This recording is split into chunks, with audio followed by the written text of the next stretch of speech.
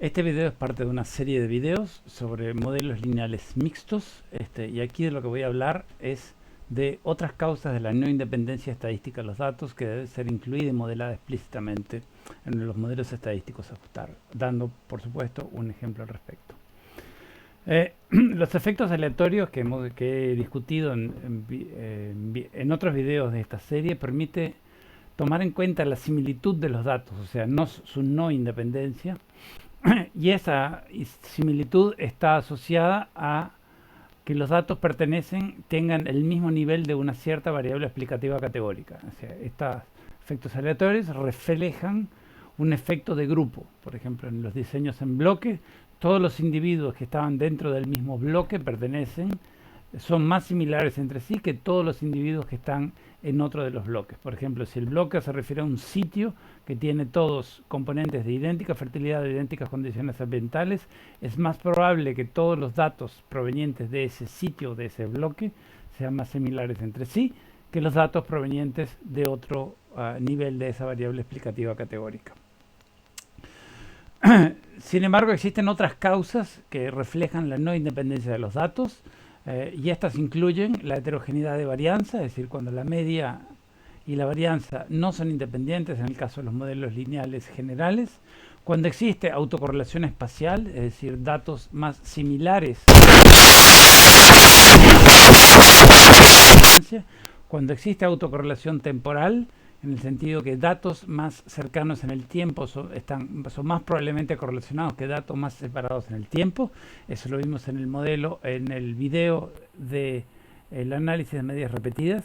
Y la autocorrelación filogenética, para aquellos que tienen datos de diferentes especies que están más cerca, cuya distancia filogenética es menor, son más probablemente más similares. Es, por ejemplo, el caso de las especies que son del mismo género con respecto a las especies que son solamente de la misma familia. Entonces, el formalismo de los modelos mixtos permite, en un sentido muy amplio, incluir explícitamente estas causas frecuentes de no independencia de los datos, y eso se hace a través de la especificación de la matriz de efectos aleatorios. Entonces, esta ilustración proveniente del artículo de Roberts y colaboradores nos da una esquematización de esas grandes clases de razones para no independencia de los datos. La espacial, decíamos, la temporal, decíamos, aquellas debidas a la pertenencia de cada dato, de varios datos a un mismo grupo. Eso es lo que nosotros hemos venido modelando como modelos mixtos, y la jerárquica o filogenética, que se modela de la misma manera, simplemente traduciendo una filogenia o una taxonomía en una matriz de distancias o de similitudes. Entonces, la consecuencia de no tomar en cuenta esta no independencia estadística de los datos es que se obtienen estimadores de los parámetros que están sesgados. Se obtienen tanto del valor del parámetro como de su error estándar. Se obtienen por tanto intervalos de confianza que son incorrectos y test que son liberales en el sentido que subestiman por mucho el p-valor real y tienden a detectar como significativos efectos de variables y de interacciones que en realidad no lo son. Esta no independencia estadística de los datos no es un problema patológico que uno debe eliminar, sino que es el reflejo de procesos, bien de procesos ecológicos en un sentido amplio, o bien de la estructura del muestreo de los datos, que deben ser incluidos en el modelo estadístico, y que de no hacerlo ocurren los problemas que acabo de señalar. ¿Cómo modelar correctamente la covarianza de los datos? En el sentido que esta covarianza difiera de lo que ocurre cuando hay independencia estadística. Cuando hay independencia estadística, la varianza de la variable respuesta es constante y sus covarianzas, estoy hablando en términos teóricos, son exactamente iguales a cero. El modelo lineal general, en el cual nuestra variable respuesta tenía distribución normal con una cierta media y una cierta varianza, refleja eso. La media se refleja se explica, en cierto sentido, como función lineal de las variables explicativas numéricas y categóricas. Y los residuales tienen distribución normal, por la hipótesis que hacemos, con media cero y una varianza sigma cuadrado. Esto que estoy colocando, esta I que estoy colocando aquí, es la matriz identidad. Esa es estrictamente lo que dice, es que la varianza es exactamente la misma esperada, es exactamente la misma para todos los datos y las covarianzas son cero. Esto es exactamente lo que pasa cuando los datos son estadísticamente independientes unos de otros.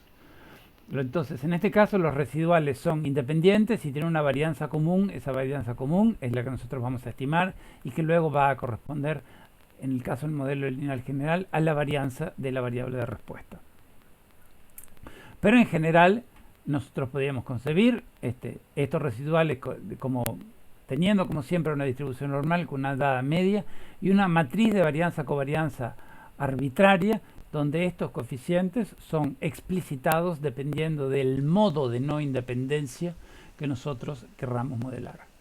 Estadísticamente los datos, hay solo una manera en que los datos son independientes, es esta estadísticamente independiente, es la señalada aquí a la izquierda de la diapositiva, pero hay un número infinito de maneras en que los datos son no independientes. Entonces, al modelar la no independencia de los datos es obligatorio forzar explicitar el tipo de no independencia que uno desea modelar. Entonces, un modelo, por ejemplo, una situación puede indicar que la varianza de los datos aumenta linealmente con una cierta variable, o que varía entre meses, o entre grupos, o que la similitud de los valores de la variable de respuesta disminuye dependiendo de su temporal, espacial o filogenética. En todos estos casos se debe hacer caso por caso y debe explicitarse qué tipo o tipos, pues puede haber más de uno, de razones de no independencia van a ser consideradas según los datos en cuestión. Entonces, hay los modelos disponibles que se pueden implementar varían según la librería que se considera. Aquí estoy señalando 3 librerías generales. NLME, que es estrictamente para cuando la variable de respuesta tiene distribución normal, permite modelar razones de no independencia de los datos debido a la heterogeneidad de varianza, autocorrelación temporal y autocorrelación espacial. SPAM es una excelente librería, pero solo para datos, solo para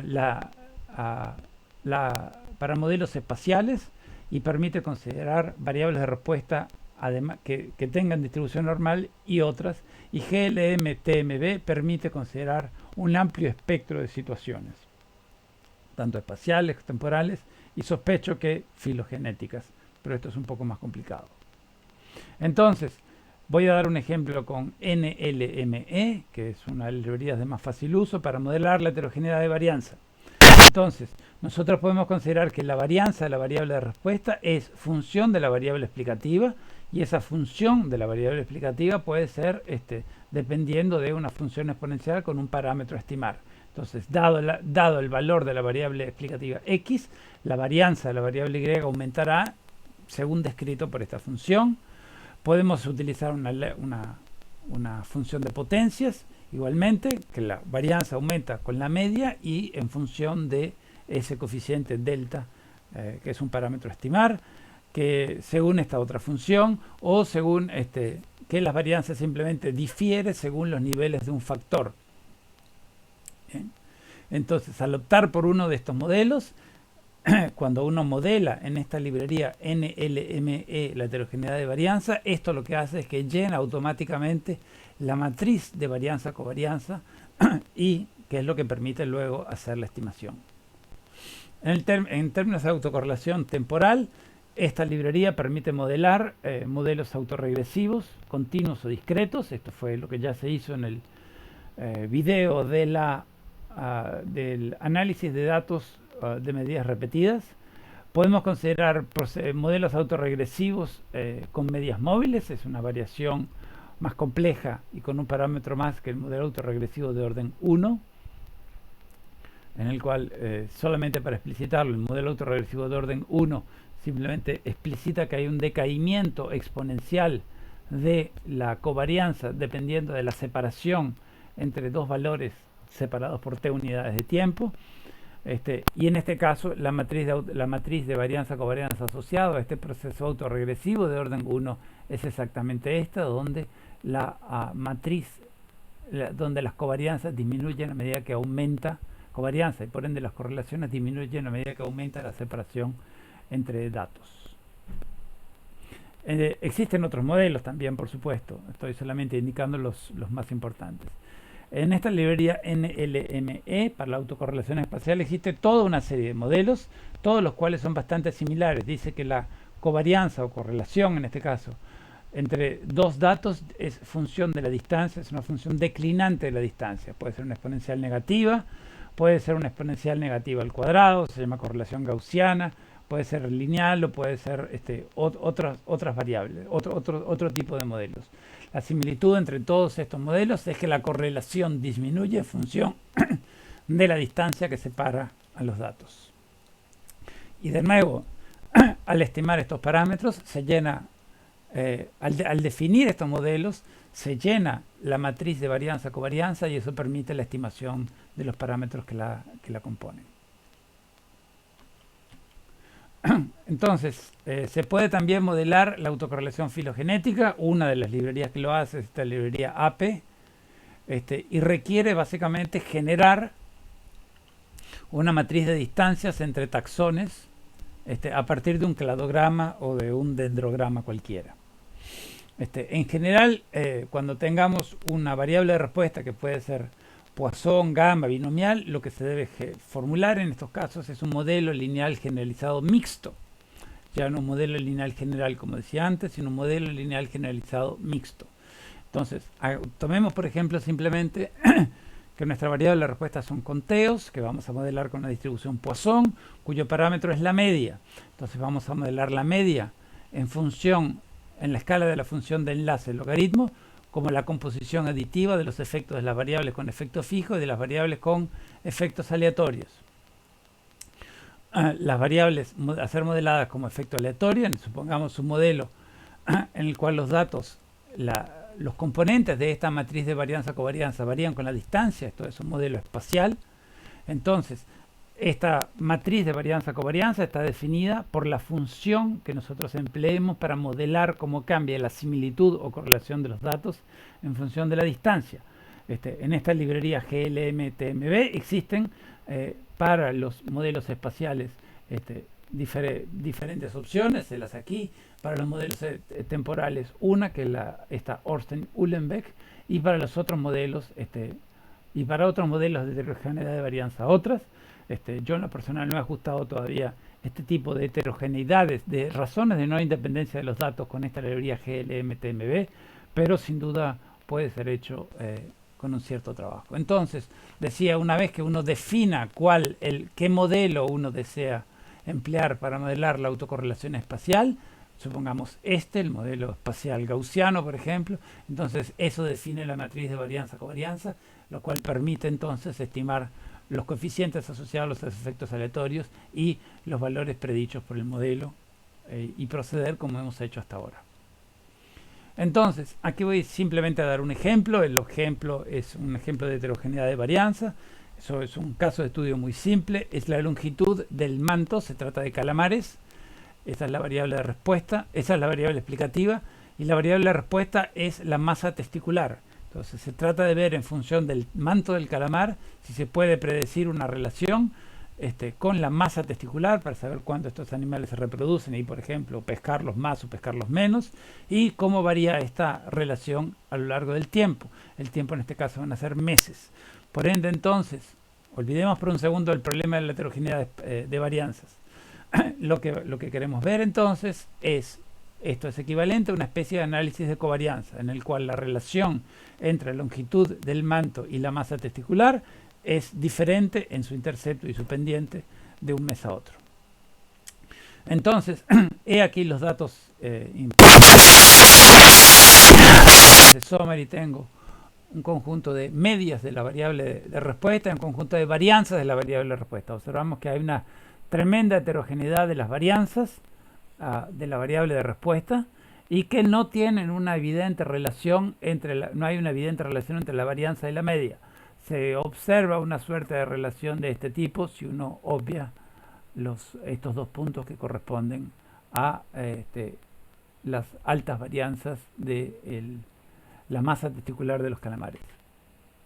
Entonces, esta es una distribución de frecuencia de la variable de respuesta.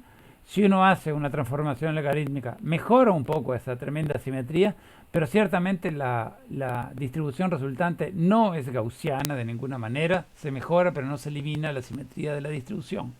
Esto lo menciono simplemente para ilustrar el hecho de que no es automático que una transformación logarítmica logra resolver los problemas de asimetría de las distribuciones. Frecuentemente sí, pero no necesariamente en todos los casos. Entonces, esta relación visualmente aquí detectada sugiere una suerte de ley de potencias, porque esto se estabiliza, crece, pero pareciera más o menos estabilizarse, con la excepción de los meses 9 y 10, que son estos que están aquí. Bien, entonces, podemos hacer un modelo ignorando la heterogeneidad de varianza. Este es el modelo que estoy ajustando. Entonces, la variable de respuesta, tilde, variable explicativa, numérica y categórica. Esto es un análisis de covarianza. No requiere a estas alturas, si han visto videos anteriores, mayor explicación. Hago un análisis de residuos y ese análisis de residuos es notoriamente malo. Lo que se observa aquí es estos residuales en forma de cono y fíjense esta forma como si hubiera una línea aquí. Esto indica todo menos una distribución aleatoria de los residuales en este plano de residuales contra valores ajustados. Mirando aquí los gráficos, los box plot de los residuales para la otra variable explicativa numérica, la variable explicativa categórica, se observa una importante heterogeneidad y importantes diferencias de variabilidad entre los meses. Entonces, este modelo no ajusta bien de ningún caso, independientemente que además no hayamos modelado la heterogeneidad espacial.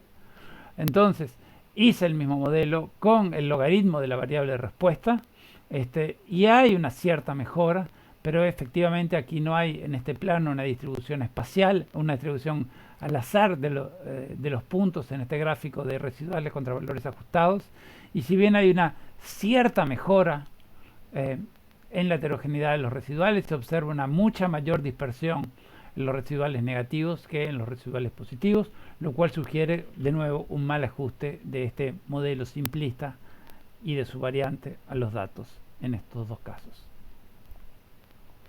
Entonces, lo que vamos a emplear es lo que se llama GLS, que significa Generalized Least Squares, como son implementados en la librería NLME para modelar la heterogeneidad de varianza, y esto se hace especificando lo que en esta librería, y esto es solamente un problema de sintaxis de la librería, se llama weights o pesos. Entonces, cargamos la librería. Este es nuestro modelo original, el que no incluía heterogeneidad de varianzas, y este es el modelo en el cual estamos expresando la variable de respuesta, tilde variable explicativa igual, y lo que estoy indicando aquí es un modelo de heterogeneidad de varianza en el cual la varianza es proporcional, que aumenta en forma proporcional a la media. Entonces, ajusto el modelo GLS1, lo comparo, hago una comparación por A y C, que es absolutamente legítima, y hay una muy apreciable mejora en el A y C. Hice un análisis de residuos que no es satisfactorio, que no estoy mostrando aquí. Hay una mejora con respecto al modelo M1, pero absolutamente se puede mejorar. Entonces, considero ahora un modelo GLS2. Estoy nada más a ustedes mostrándole formas, diferentes alternativas para modelar la heterogeneidad de varianza que están implementadas en la librería NLME. Los efectos siguen siendo los mismos, y aquí estoy nada más diciendo que la varianza varía con los meses, pero no con la otra variable explicativa numérica. Entonces ajusto el modelo y calculo la IC de los tres modelos ajustados. No hay una muy apreciable mejora, al contrario, es peor que el primero de los tres modelos, y apreciablemente peor que el segundo, el GLS1. Hay una cierta mejora en los residuales, pero siguen siendo incorrectos. De nuevo no los muestro. Considero ahora el modelo GLS3, y en este caso lo que estoy ajustando es otro modelo. Estoy diciendo que hay una relación de potencias, una power law, entre la variable de respuesta y su varianza, en el sentido que entre la varianza de la variable de respuesta y la variable explicativa, en el sentido que aumenta de esta forma en todos los meses, es decir, aumenta todos los meses de esta forma. Entonces, de nuevo, hago un análisis, calculo el AIC, y hay Ahora sí, una muy apreciable mejora de la AIC, o sea, disminución de la AIC con respecto a todos los modelos. Podemos detectar entonces los valores estimados de dichos coeficientes.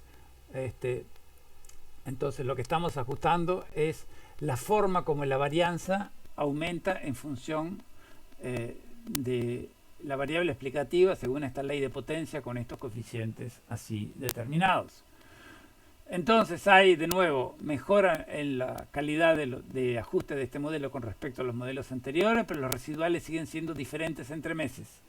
Entonces, para que la varianza aumente con la variable explicativa de ML, pero que varía entre meses, lo que se hace es lo siguiente: se va a ajustar una relación de este tipo, pero que varíe según los meses, según esta variable explicativa categórica que se llama mes. Este modelo GLS4 calculo ahora los LAIC y obtengo, ahora sí, una muy apreciable reducción con respecto a los AIC de los modelos anteriores. Entonces hay una disminución muy importante de AIC desde el modelo M1, que no consideraba la heterogeneidad de varianza, hasta el modelo GLS4. Esto no garantiza que el modelo GS4 sea la versión final, solo les estoy mostrando el camino o la forma a proceder para ir explorando cuál es la versión más adecuada de la modelación que debemos hacer de la heterogeneidad de varianza de estos datos. Entonces voy a hacer un análisis de residuos comparados de el primero de los modelos ajustados que no consideraba la heterogeneidad de varianza y el último de los modelos ajustados que sí considera heterogeneidad de varianzas. Hay para cada uno de estos gráficos que son equivalentes, el QQplot, hay una apreciable mejora para el último modelo con respecto al modelo primero, M1, hay una apreciable mejora en la heterogeneidad de varianzas, tal vez con la excepción de estos 2 meses, entre meses, y hay una dispersión razonablemente al azar de los residuales en el último modelo ajustado. Es decir, el último modelo es, sin decir que el mismo sea el modelo final, representa una notable y apreciable mejora en la calidad de ajuste con respecto al modelo inicial. Es importante entonces además entender cuáles son las diferencias entre los modelos, entre el primero y el último. Entonces aquí le estoy mostrando el modelo inicial, decía que es un análisis de covarianza diferente por mes. Aquí tenemos los interceptos y las pendientes por mes y sus errores estándar. Y aquí tenemos el modelo final moderando la heterogeneidad de varianza. Y obtenemos otra serie de interceptos y pendientes para cada mes y de sus errores estándar. Bueno, es muy difícil visualizar las diferencias y guardar en la cabeza las diferencias entre estas dos grandes tablas de números. Para eso entonces decidí representar las diferencias de las pendientes estimadas, solo las pendientes, podríamos haberlo hecho de los interceptos, entre los dos modelos. Entonces lo que estoy graficando es el cociente entre las pendientes del modelo final con respecto a las pendientes del modelo inicial para cada uno de los meses. Si este cociente fuera igual a 1, las pendientes serían idénticas entre ambos modelos y observamos entonces que en algunos casos las pendientes son 2 veces y media mayor en uno de los modelos que en otro, y en otro caso son la mitad en unos modelos con respecto a otro. Entonces sí hay importantes diferencias, no solamente en la calidad de ajuste del modelo, sino en las conclusiones que podemos sacar en función de los parámetros estimados y sus medidas de precisión, como son los errores estándar. Bien, entonces en este video simplemente quería explicar cómo se modelan, un ejemplo para modelar causas de no independencia de los datos, vaya como publicidad casi, que se puede, deben considerar el otro video sobre análisis de medidas repetidas como otra forma de modelar en otras circunstancias, otra razón de no independencia estadística de los datos, en aquel caso que los datos fueron estimados secuencialmente en el tiempo para cada individuo. Entonces aquí modelamos un ejemplo de heterogeneidad de varianza y espero que este video haya sido de interés para todos ustedes y agradezco la atención.